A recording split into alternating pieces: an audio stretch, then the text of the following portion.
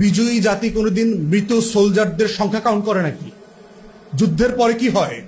ওরা শহীদ হয়ে গেছে, বীর, দাফন কাফন করে পতাকা নিয়ে আগায় যেতে হয়। I am proud of the soldiers sacrifice. বিজয়ী জাতি কোনোদিন বিজয় নিয়ে কান্নাকাটি করে, এইটা আওয়ামী লীগ ছাড়া আর কোন জায়গায় আমরা দেখি নাই।